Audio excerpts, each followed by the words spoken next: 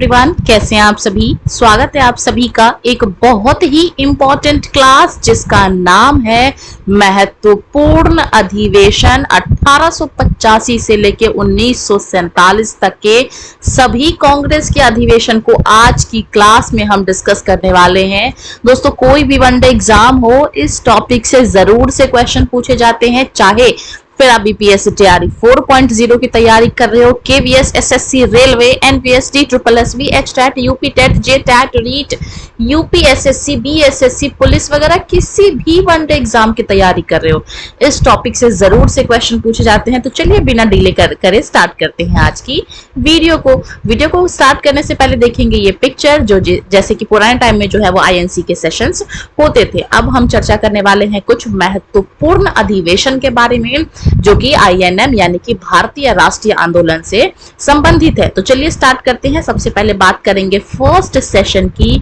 जो पहली बार आईएनसी का अधिवेशन हुआ था वो कहाँ पे हुआ था भैया? वो प्रस्तावित जगह थी पुणे, यानी कि होने वाला था पुणे में, लेकिन फिर क्या हुआ कि पुणे में फैल गया प्लेग बीमारी, ठीक है। और फिर इस पुणे को चेंज करके कहाँ स्थान रख दिया गया? मुंबई में चेंज कर दिया गया। बात करेंगे इसके हेड की, तो इसके जो हेड है वो है WC बैनर्जी का आपने नाम सुना होगा, WC बैनर्जी, और इसी का फुल फॉर्म है व्योमेश चंद्र बैनर्जी। तो इसके जो अध्यक्ष हैं और इसके जो सचिव थे वो थे AO ह्यूम। अच्छा, AO ह्यूम वही पर्सनालिटी हैं जिन्होंने कांग्रेस पार्टी की स्थापना करने में जो है वो हेल्प की थी। तो ये आईएनसी का पहला सेशन कहां पे हुआ था? मुंबई। प्रस्तावित कहां था? पुणे में। अध्यक्ष कौन थे? WC बैनर्जी। सचिव कौन थे? AO Hume. और किस कारण से पुणे में मुंबई ट्रांसफर हो गया? तो प्लेग। और ये कहां पे हुआ था? मुंबई के गोकुलदास तेजपाल संस्कृत कॉलेज में, ठीक है। 72 लोगों ने पार्टिसिपेट किया था इसमें। कुल इसमें 9 प्रपोजल जो है वो पास हुआ था। सुरेंद्रनाथ बैनर्जी इस बैठक में शामिल नहीं हुए थे। इंपॉर्टेंट पॉइंट है, क्यों? क्योंकि वो जो उनकी अपनी संगठन है, ठीक है, इंडियन एसोसिएशन, इसकी बैठक में वो बंगाल में बिजी थे। तो ये भी एक इंपॉर्टेंट पॉइंट है। चलते हैं आगे। सेकेंड सेशन यानी कि जब दूसरी बार आईएनसी का जो सेशन हुआ तो कब हुआ था? 1886 में हुआ था, कलकत्ता में हुआ था। और इसके जो अध्यक्ष हैं वो थे दादा भाई नावरोजी, ठीक है। आपको कमेंट में बताना है कि ड्रेन ऑफ वेल्थ की थ्योरी जो है वो किसने दिया था। बात करेंगे हम थर्ड सेशन की। तो जब तीसरी बार सेशन हुआ था आईएनसी का तो कहां पे हुआ था? 1887 में हुआ था, मद्रास में हुआ था। और इस टाइम अध्यक्ष कौन थे? बदरुद्दीन तैयब जी। अब ये जो बदरुद्दीन तैयब जी हैं, इनके बारे में क्या इंपॉर्टेंट पॉइंट है कि ये फर्स्ट मुस्लिम अध्यक्ष बने थे। तो ये क्वेश्चन भी पूछा जाता है, पहले मुस्लिम अध्यक्ष कौन थे आईएनसी सेशन के? तो वो होंगे सैयद बदरुद्दीन तैयब जी, ठीक है। 1887 में हुआ था, मद्रास में हुआ था। बात करेंगे फोर्थ सेशन की। 1888 इलाहाबाद में हुआ था, जिसको आज हम प्रयागराज के नाम से जानते हैं। और इसके जो अध्यक्ष थे वो थे जॉर्ज यूले। और ये जो जॉर्ज यूले थे ये पहले अंग्रेज अध्यक्ष थे, ठीक है। तो ये भी क्वेश्चन बन सकता है कि पहले अंग्रेज अध्यक्ष कौन थे? तो नाम होगा जॉर्ज यूले। आगे बढ़ते हैं और देखते हैं हम अपना नेक्स्ट। बात करेंगे हम चौथा सेशन, ये नहीं, ये गलत है। बात करेंगे अब हम सीधा 1896 में जो आईएनसी का सेशन हुआ था, कहां पे हुआ था? कोलकाता में। और इसके जो अध्यक्ष हैं वो कौन है? रहीमतुल्लाह सयानी, ठीक है। ये जो रहीमतुल्लाह सयानी है वो क्या है? द्वितीय मुस्लिम अध्यक्ष हैं। कमेंट में आप सभी ने बताना है कि पहले मुस्लिम अध्यक्ष कौन है। अभी जस्ट मैंने आपको बताया, ठीक है। इंपॉर्टेंस क्या है इस सेशन की कि पहली बार इस सेशन में वंदे मातरम गाया गया था। और इस वंदे मातरम की रचना किसने किया है? तो ये बंकिम चंद्र चटर्जी यानी कि BCC ने इनको क्या किया है? रचा है। बात करेंगे इसमें दादा भाई नारावजी का। तो इसमें धन का बहिर्गमन सिद्धांत इसी अधिवेशन में पास हुआ था। मैंने आपसे अभी क्वेश्चन पूछा था ड्रेन ऑफ वेल्थ की थ्योरी किसने दी?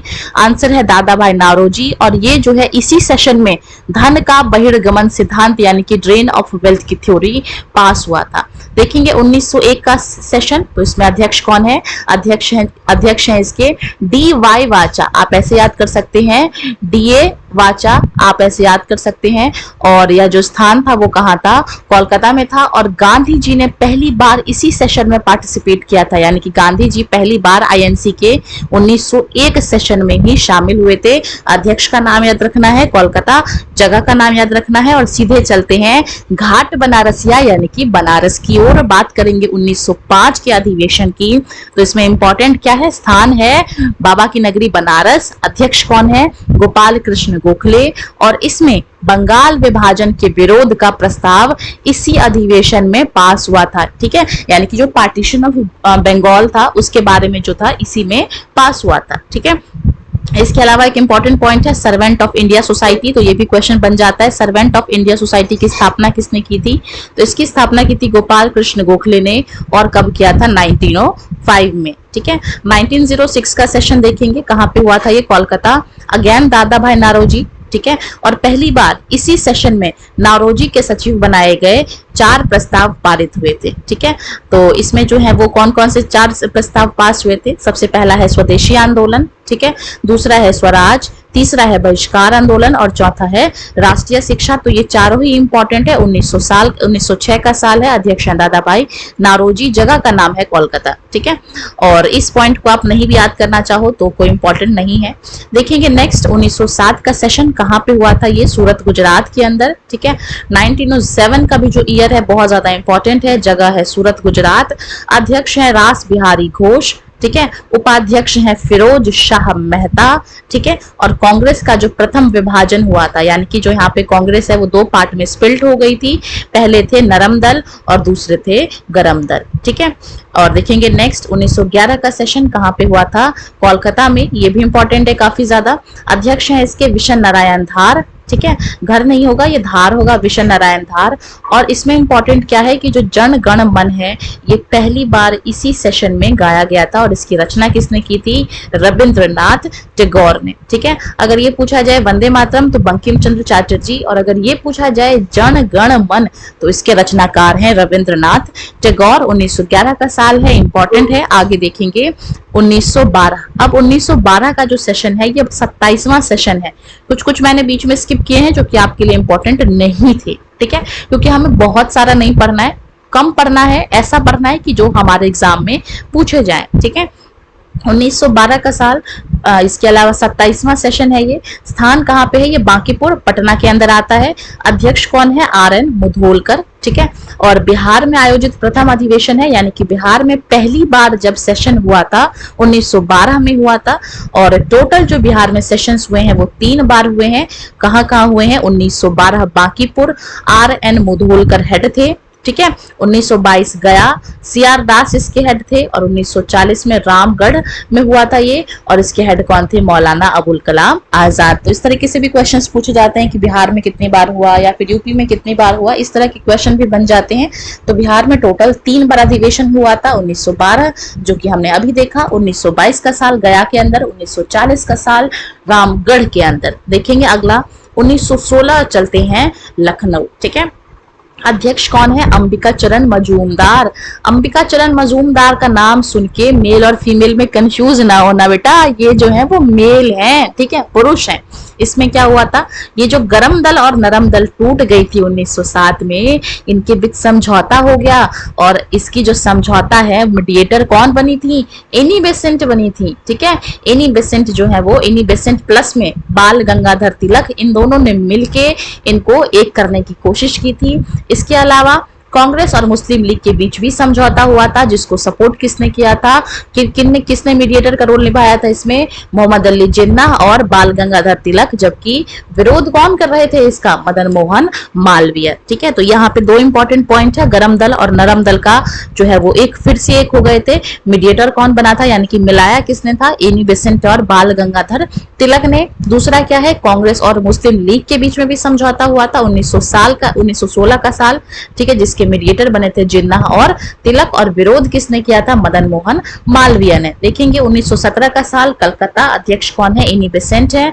और ये कांग्रेस की पहली महिला अध्यक्ष हैं, काफी इंपॉर्टेंट है। 1917 का साल कोलकाता, एनी बेसेंट, और ये कांग्रेस की पहली फीमेल अध्यक्ष बनी थी। ठीक है। 1919 का साल अमृतसर, जिसमें जलियांवाला बाग मैस्कर हुआ था। अध्यक्ष है मोतीलाल नेहरू, यानी कि जवाहरलाल नेहरू के पापा जी। कांग्रेस ने खिलाफत आंदोलन को इसमें क्या किया था, सपोर्ट किया था। ठीक है। 1920 का जो साल है, स्पेशल सेशन हुआ था कलकत्ता के अंदर, लाला लाजपत राय के नेतृत्व में। महात्मा गांधी ने असहयोग संकल्प को इसमें क्या किया था, आगे बढ़ाया था। पिछले वाले में सपोर्ट किया था, इसमें आगे बढ़ाया था। नेक्स्ट देखेंगे 1922 का साल, अगेन गया यानी कि बिहार। अध्यक्ष कौन है, सी आर दास। इसके अलावा इसमें क्या हुआ था, जो सी आर दास हैं और बाकी नेता कुछ और लीडर्स हैं जिन्होंने क्या किया था, आईएनसी से अलग हो गए थे, यानी कि कांग्रेस से हटके एक अलग पार्टी बनाई जिसका नाम है स्वराज पार्टी। तो स्वराज पार्टी के संस्थापक कौन है, सी आर दास हैं। 1922 का सेशन है जिसमें सी आर दास आईएनसी से अलग हो गए। देखेंगे नेक्स्ट 1924 का साल, बेलगाम, और ये बेलगाम कहाँ आता है, कर्नाटका में। अध्यक्ष कौन है, गांधी थे अध्यक्ष, काफी इंपॉर्टेंट पॉइंट है। 1924 का जो आईएनसी सेशन है, इसमें कौन अध्यक्ष था, तो गांधी थे।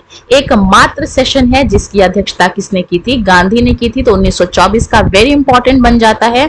और इस सेशन के बाद मुस्लिम लीग और कांग्रेस फिर से अलग हो गए। ठीक है। और गांधी और दास के बीच क्या हुआ था, समझौता हुआ था। ठीक है। नेक्स्ट देखेंगे हम 1925 का साल, काफी इंपॉर्टेंट है, ये भी कानपुर में हुआ था। अध्यक्ष कौन है इसकी, सरोजिनी नायडू, और ये पहली भारतीय महिला अध्यक्ष थी, यानी कि पहली अगर महिला पूछा जाए तो एनी बेसेंट है, पहली इंडियन फीमेल पूछा जाए तो वो होंगी सरोजिनी नायडू। देखेंगे 1929 का साल, लाहौर का सेशन, काफी इंपॉर्टेंट है, वेरी वेरी इंपॉर्टेंट।